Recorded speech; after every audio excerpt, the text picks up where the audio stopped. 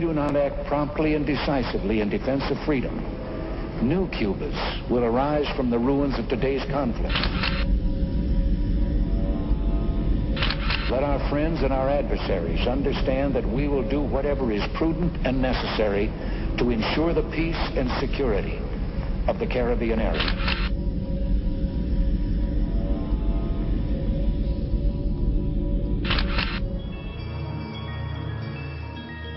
La relación de los Estados Unidos con la América Latina puede resumirse en una sola palabra: intervención.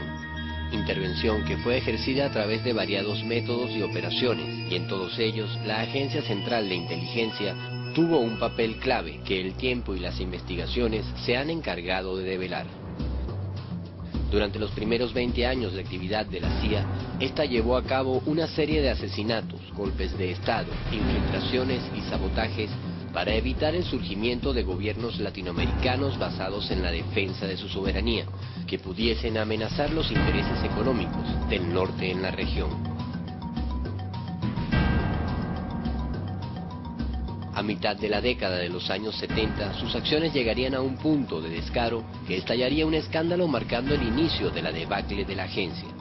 Sus directores serían llevados al banquillo de los acusados en el propio Congreso estadounidense, provocando una condena pública que conduciría a destituciones y encarcelamientos de algunos de sus agentes.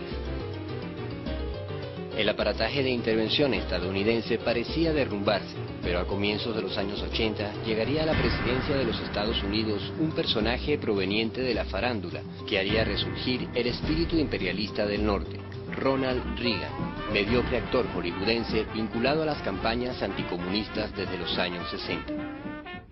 My name is Ronald Reagan. Last year, the contributions of 16 million Americans to the crusade for freedom made possible the World Freedom Bell, symbol of hope and freedom to the communist-dominated peoples of Eastern Europe, and built this powerful 135,000-watt Radio Free Europe transmitter in Western Germany. The crusade for freedom is your chance and mine to fight communism. Este actor de reparto llegaría a ocupar la presidencia, reavivando el fantasma de la Guerra Fría como pretexto para seguir imponiendo los intereses económicos del gran capital en la región. Con Reagan en la presidencia, la CIA tomaría un nuevo impulso.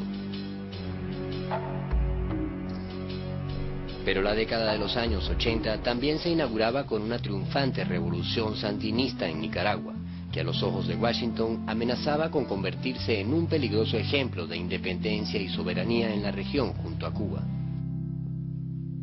Es la hora de la unidad en la acción por la defensa de la patria y la revolución que están siendo agredidas por el yanqui interventor.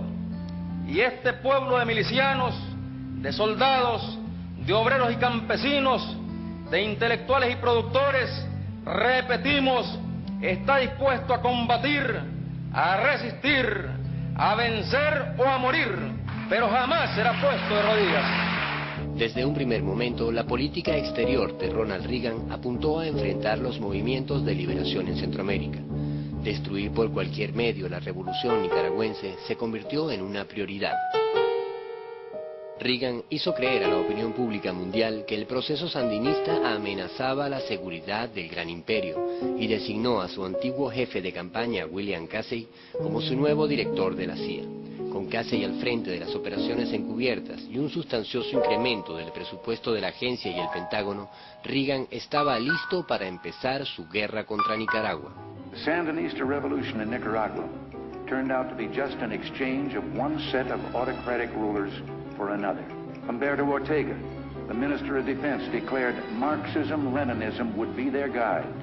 And so it is. Entonces, la participación directa de la agencia en el entrenamiento y suministro de armas a los mercenarios de la Contra, para lo cual destacó en esa base a agentes como Posada Carriles y Félix Rodríguez. La guerra desatada por Reagan y la Contra costaría la vida a miles de personas y se prolongaría por 8 años sin lograr su objetivo: derrocar por la fuerza al gobierno sandinista. Queremos la paz, pero no a costa de la libertad.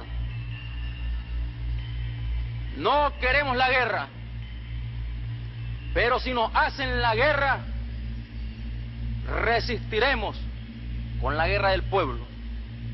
En esa guerra de resistencia, los servicios de seguridad nicaragüenses lograron desbaratar muchos de los planes de la CIA. Diplomacia, propaganda y acciones armadas se conjugaron en la estrategia para derrocar al La sandinismo. Junta de Gobierno está procediendo formalmente a solicitar a diferentes gobiernos en el mundo medios militares para defender nuestras costas y nuestro espacio aéreo.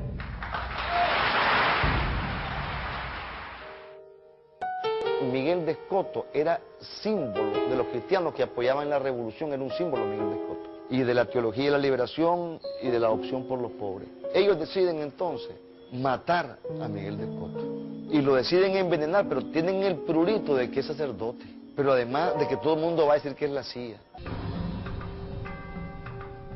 La inteligencia nicaragüense logró desbaratar uno de los planes más complejos que había elaborado la CIA para asesinar al canciller Miguel de Escoto. Nosotros le habíamos infiltrado un agente, mujer, una compañera que se llamaba Marlene, y entonces ellos tomaron a Marlene y la empezaron a reclutar según ellos, ¿no? Y ella pues no quería que la reclutaran y por fin pues aceptó que la reclutaran, pero todo esto por supuesto era dirigido por los oficiales nuestros. La oficial de inteligencia sandinista, infiltrada en las filas de la CIA, recibió la misión de asesinar al canciller de Escoto mediante un veneno preparado por los laboratorios de la CIA. Y entonces ellos trataron de envenenarlo regalándole una botella de vino. Después nos dimos cuenta que eran dos venenos y que uno de ellos era el talio y que no te moría ahí nomás, sino que te moría como en los 3 meses, creo que fue una cuestión ósea o los órganos. Algo que se parecía al cáncer, ¿no? Y perfectamente se podía mimetizar. Los planes de la CIA para asesinar al canciller de la revolución sandinista no solo fracasaron, sino que logró desbaratarse una parte de la red terrorista que operaba desde el interior de la embajada estadounidense bajo la cobertura diplomática. Nicaragua no fue el único dolor de cabeza para el imperio. Masacres justificadas por el gobierno de Reagan como parte de la estrategia de guerra contra el comunismo. It isn't nutmeg that's at stake in the Caribbean and Central America. It is the United States national security. La condena mundial por las violaciones a los derechos humanos en El Salvador no frenaron el apoyo de Reagan a los militares de ese país. In Salvador, where the U.S. was involved with support for these murderous dictatorships. Un sector de la iglesia comprometido con la causa de los pobres levantó su voz contra las constantes violaciones a los derechos humanos. Esa actitud de compromiso con la defensa de la vida desató una brutal represión contra sacerdotes y religiosas. La necesidad de defender una iglesia tan perseguida hasta el asesinato del sacerdocio me impulsaron pues a una pastoral con más sentido de fortaleza. Las posiciones de Monseñor Romero lo harían blanco de la represión. Son de nuestro mismo pueblo, matan a sus mismos hermanos campesinos, y ante una orden de matar que dé un hombre, debe de prevalecer la ley de Dios que dice no matar. Les ruego, les ordeno en nombre de Dios, cese la represión. Tras el asesinato de Monseñor Romero, la represión oficial fue en ascenso, con el permanente apoyo del gobierno estadounidense. La rebelión popular fue el único camino que les quedó a muchos salvadoreños. El pueblo salvadoreño tiene vocación de libertad y esa libertad le está siendo negada. Están vendiendo nuestro país. Esta tierra cada día es más de los gringos. Salvadoreño, dale que no hay pájaro pequeño, dale que después de alzar el vuelo, dale que detenga en su volar.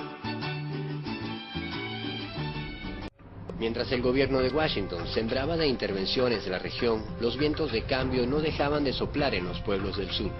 La República de la pequeña isla de Granada iniciaría una revolución democrática con la llegada al poder del líder progresista Maurice Bishop, un proyecto pacífico de transformación social al que Reagan atacaría con todas sus fuerzas. Our duty is to continue the struggle against imperialism.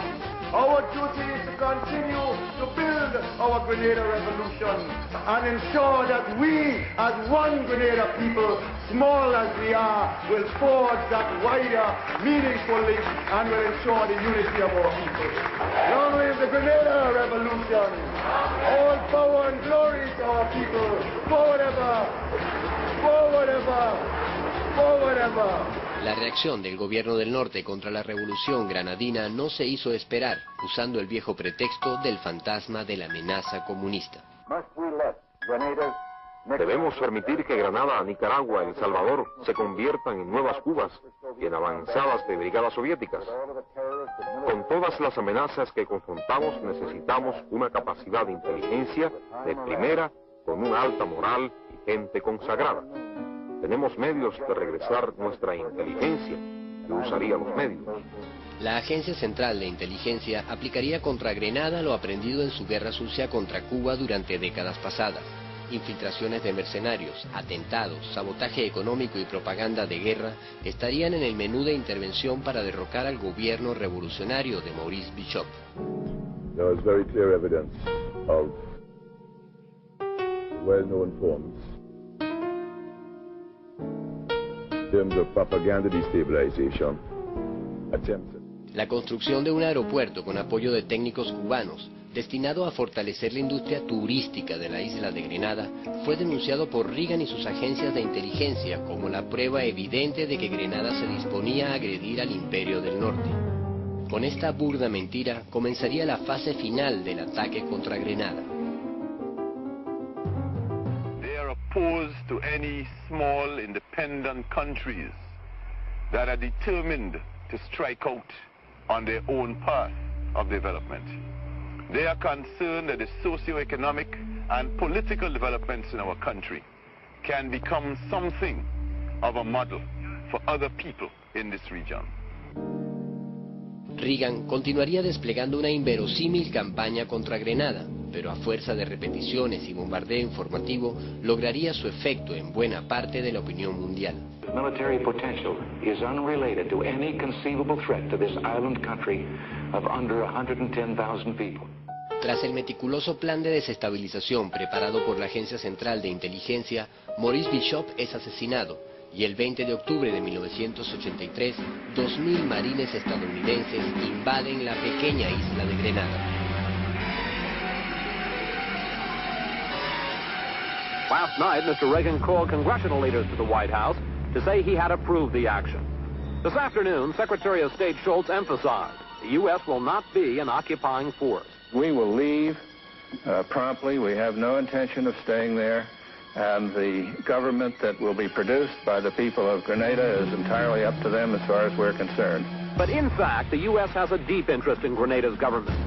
El talante criminal de Reagan y el imperio quedó al descubierto con la cobarde agresión a Grenada, otra cuenta pendiente en el largo historial de intervenciones estadounidenses contra los pueblos de la región. Let our friends and our adversaries understand that we will do whatever is prudent and necessary to ensure the peace and security of the Caribbean area. Durante los 80s, cuando más la represión existía en El Salvador, cuando existían grandes cantidades de masacres en El Salvador, es importante hacer notar que la mayor cantidad de soldados entrenados en las escuelas Américas y en Estados Unidos eran soldados salvadoreños.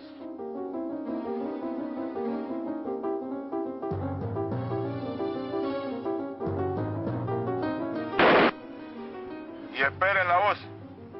¡Fuego!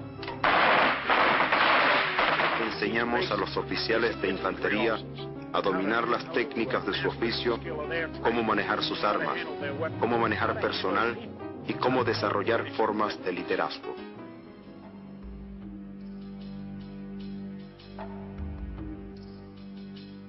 La Escuela de las Américas. Esta escuela es bien conocida en Latinoamérica como una escuela de asesinos, una escuela de dictadores. Esta escuela ha entrenado más que 60,000 soldados de Latinoamérica. los graduados que han salido de este entrenamiento ha causado mucho dolor, muchas masacres, tortura. Es un escándalo, ¿no? Esta escuela no debe existir. El papel de esta escuela era proteger los intereses económicos de los Estados Unidos. En ese tiempo, mi país, los Estados Unidos, estaba dando a los militares en El Salvador cada día, más que $1 millón de dólares, ¿no? Las víctimas son gente como Monseñor Oscar Romero en El Salvador, 6 jesuitas en El Salvador.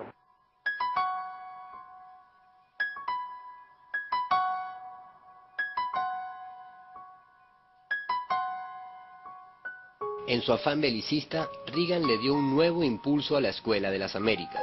La era Reagan marca las más horribles masacres cometidas en la historia contemporánea de América Latina. Uno de los países que más oficiales tuvo en la Escuela de las Américas durante los años 80 fue Venezuela. Y es en esa misma década cuando se producen en este país operaciones de exterminio al más puro estilo de la doctrina Reagan de seguridad nacional. Una de las operaciones de exterminio total fue desplegada en la zona oriental de Cantaura, contra un pequeño grupo guerrillero, el Frente Américo Silva. Mi incorporación al Frente Guerrillero Américo Silva se da a través de un proceso de concientización. Yo como campesino veo pues la necesidad de incorporarme a la guerrilla como miliciano, veo pues la necesidad de hacer la revolución, ya que las grandes tierras, las grandes extensiones de tierras cultivables están en manos de los terratenientes y al campesino pobre todo lo que le dejan es la miseria. Este grupo guerrillero, conformado por 40 combatientes, la mayoría jóvenes, estudiantes y campesinos, fue seguido muy de cerca por los organismos de inteligencia del Estado. El gobierno venezolano sabía exactamente dónde estaban y cómo se movían desde hacía un año. Fácilmente podían haber desarticulado al pequeño núcleo revolucionario con la información que se manejaba. Sin embargo, se puso en práctica una operación desmedida de las fuerzas militares. Los guerrilleros fueron rodeados mientras dormían por más de 400 efectivos del gobierno. Nunca se les dio la voz de rendición, sino que fueron bombardeados desde aire y tierra durante todo. La Escuela de las Américas y la injerencia no solo dejarían su huella en la masacre de Cantaura. Cambiaría el gobierno en Venezuela, pero la política de exterminio total repetiría su patrón. Oficiales vinculados a organismos de inteligencia estadounidenses participarían en cada una de esas operaciones. La próxima acción sería la masacre de Yumare. La presencia de irregulares es detectada en Yumare, estado Yaracuy, y se registran enfrentamientos entre los subversivos y miembros de la policía. En el mencionado encuentro resultaron muertos 9 irregulares cuya identificación se procesa en estos momentos. Esta vez, una gran emboscada militar había sido realizada contra 9 personas. Tal como sucedió en Cantaura, estas personas fueron masacradas y los heridos rematados. La versión del gobierno sostuvo que había sido un enfrentamiento, pero las investigaciones realizadas sobre los cadáveres demostraban que 8 de los 9 fallecidos presentaban tiros en la cabeza.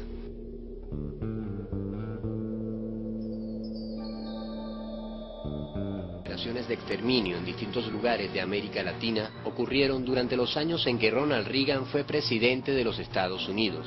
Las enseñanzas de la Escuela de las Américas habían dado sus frutos. El gobierno de Reagan y sus organismos de espionaje desplegaron un amplio y variado menú de intervenciones en América Latina. La injerencia en la década de los 80 no solo se realizó con apoyo tecnológico y militar.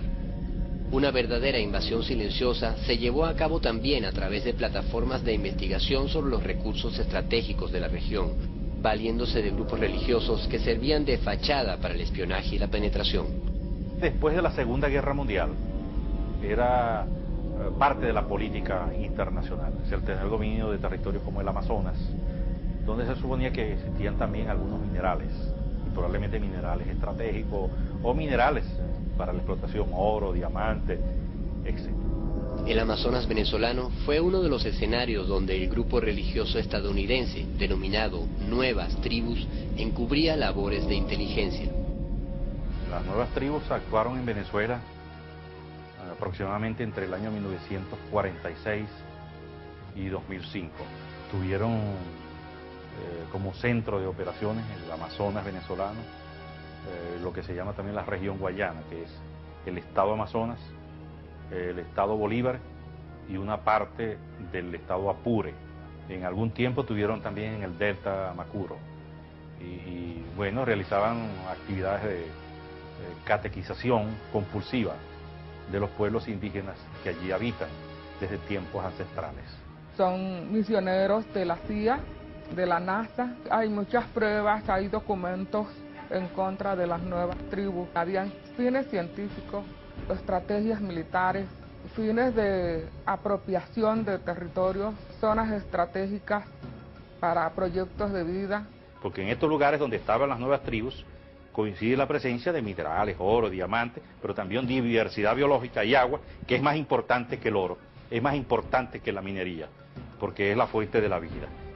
Cuando la Comisión Parlamentaria del Congreso visitamos las zonas, encabecé esa comisión incluso en el año 1987, la última comisión, cuando se visitó la base de operaciones Tamatama, era una infraestructura bastante confortable, la pista, la red de comunicaciones, las avionetas, o sea, tenían una presencia ahí orgánica, bien constituida, que requería pues de un mantenimiento y de recursos. Recursos que llegaban en abundancia desde el norte, a través de financiamientos encubiertos y utilizando fundaciones privadas con dudosos fines humanitarios. Los informes del año 79, 80 y 81, en particular las del capitán Tomás Antonio Mariño Blanco, algunos militares, informes militares señalaban que algunos de sus, diríamos, funcionarios, pilotos, podían cumplir algunas de esas misiones especiales de informantes para otros organismos multinacionales o gobiernos. En todo caso, bueno, sabemos que las llamadas labores de inteligencia, bueno, se les cambia el nombre, se les pone siempre muy bonito el nombre de lo que es espionaje, se llama inteligencia. Realmente son todos los países que utilizan el manejo de información, el control de información en nuestros días. La vinculación de los misioneros de las nuevas tribus a empresas armamentistas estadounidenses fue denunciada en su momento con abundancia de pruebas tras una investigación de militares y antropólogos venezolanos. ¿Tiene usted conocimiento de que ellos reciban financiamiento de otras empresas norteamericanas? Los dos eran de la Westinghouse. Ambos eran de la Westinghouse. Pero se le encontró en la documentación a Ward, que era el meteorólogo, un carnet de la General Dynamics. La vinculación con la General Dynamics, un principal proveedor de armas al Pentágono y los organismos de intervención del norte, no fue razón para que el gobierno venezolano de la época pusiese fin a esas actividades de espionaje y colonización de las nuevas tribus. Y entonces se conformó un gran movimiento nacional que contribuyó a un despertar de una conciencia nacional en torno a la nocivo de la presencia de las nuevas tribus y del problema de las sectas fundamentalistas que estaban entrando al país. Aunque la acción de las nuevas tribus se mantuvo durante muchos años más en Venezuela, los tentáculos de la CIA y del Pentágono quedaban en evidencia nuevamente. Pero aquellas denuncias no detendrían la injerencia a través de organizaciones como las nuevas tribus, así como tampoco se detendría el apoyo de Reagan a las dictaduras en la región. Pero ocurrirían algunos cambios en las formas y métodos, y durante la década de los años 80, la injerencia del norte crearía fórmulas que permitiesen un mejor encubrimiento de sus acciones. Mientras se impulsaban fórmulas de financiamiento encubierto como la NET, otros mecanismos de saqueo económico se profundizarían en América Latina. El principal de ellos, la deuda externa. Millones y millones de dólares se iban al norte, pero solo alcanzaban para pagar los intereses de la deuda. Mientras más se pagaba, más se debía, y la pobreza iba en crecimiento en todo el continente. Las políticas de endeudamiento se convirtieron en la principal arma de dominación económica desde la década de los 80. Reagan dejaría la presidencia tras 8 años en el gobierno, pero lo sucedería su vicepresidente Bush, dándole continuidad a la política de saqueo económico en América Latina. En países como Venezuela, los políticos más fieles a sus intereses fueron promovidos a la presidencia, garantizándole puertas abiertas al Fondo Monetario Internacional.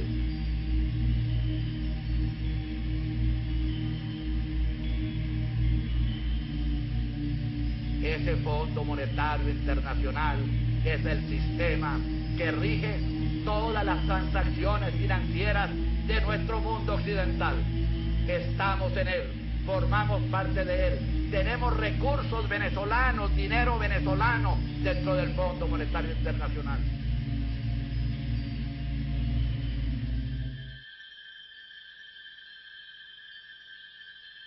Las medidas anunciadas por el gobierno llevaban como objetivo y como meta la atención a las necesidades de los sectores trabajadores, campesinos, obreros y clases medias del país.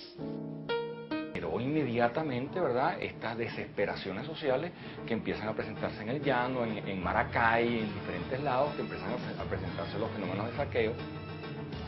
Observen cómo este supermercado que está ubicado en el centro comercial Anauco está siendo desvalijado completamente. Entre tanto, los efectivos de la Policía Metropolitana comienzan a hacer disparos con sus armas de perdigones. Se suspenden en todo el territorio nacional las garantías establecidas. Más de 2 centenas o 3 centenas de heridos. La mayor parte de esos heridos producto de la ruptura de las vitrinas de los negocios que se han saqueado.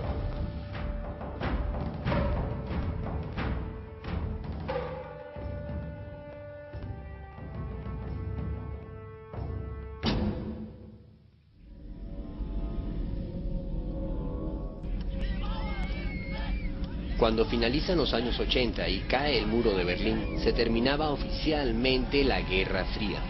La excusa del fantasma del comunismo ya no servía como justificación a las políticas de injerencia estadounidense, pero el imperio buscaría nuevas excusas para continuar sus intervenciones financieras, políticas y militares en el continente.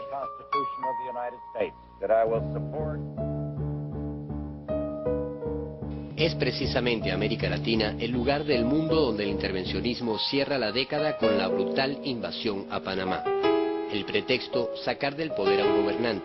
La razón de fondo, tratar de controlar el canal marítimo que garantizaba su comercio exterior.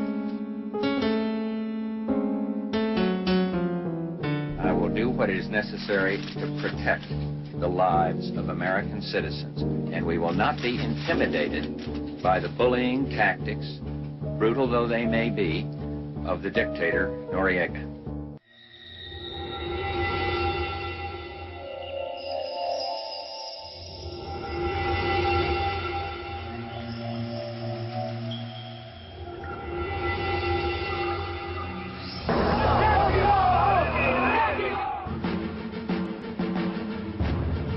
Con la invasión a Panamá, concluye una década más de la injerencia estadounidense en América Latina. Injerencia que a partir de aquel momento se convertía en guerra preventiva. Una nueva etapa comenzaría en los 90, la post-Guerra Fría.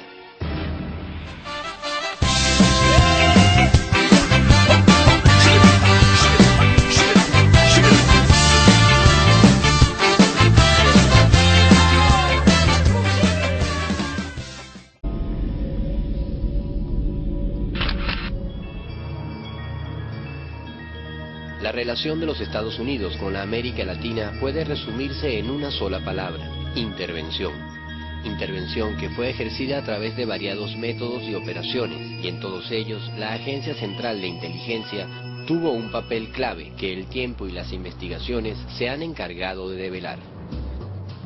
Durante los primeros 20 años de actividad de la CIA, esta llevó a cabo una serie de asesinatos, golpes de Estado, infiltraciones y sabotajes para evitar el surgimiento de gobiernos latinoamericanos basados en la defensa de su soberanía, que pudiesen amenazar los intereses económicos del norte en la región, vinculado a las campañas anticomunistas desde los años 60. My name is Ronald Reagan. Last year, the contributions of 16 million Americans to the Crusade for Freedom made possible the World Freedom Bell, symbol of hope and freedom to the communist-dominated peoples of Eastern Europe, and built this powerful 135,000-watt Radio Free Europe transmitter in Western Germany. The Crusade for Freedom is your chance and mine to fight communism. Este actor de reparto llegaría a ocupar la presidencia, reavivando el fantasma de la Guerra Fría como pretexto para seguir imponiendo los intereses económicos del gran capital en la región. Con Reagan en la presidencia, la CIA tomaría un nuevo impulso.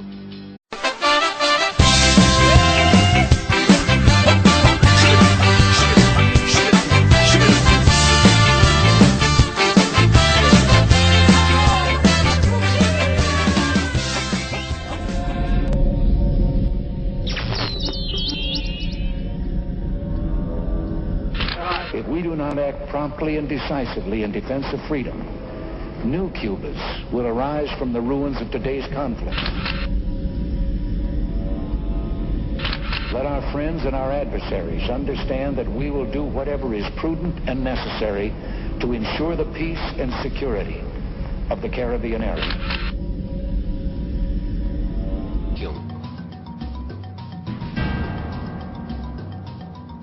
A mitad de la década de los años 70, sus acciones llegarían a un punto de descaro que estallaría un escándalo marcando el inicio de la debacle de la agencia.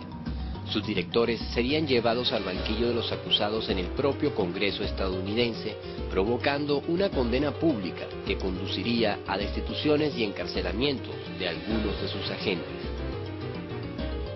El aparataje de intervención estadounidense parecía derrumbarse, pero a comienzos de los años 80 llegaría a la presidencia de los Estados Unidos un personaje proveniente de la farándula que haría resurgir el espíritu imperialista del norte, Ronald Reagan, mediocre actor hollywoodense. Pero la década de los años 80 también se inauguraba con una triunfante revolución sandinista en Nicaragua, que a los ojos de Washington amenazaba con convertirse en un peligroso ejemplo de independencia y soberanía en la región junto a Cuba. Es la hora de la unidad en la acción por la defensa de la patria y la revolución que están siendo agredidas por el yanqui interventor.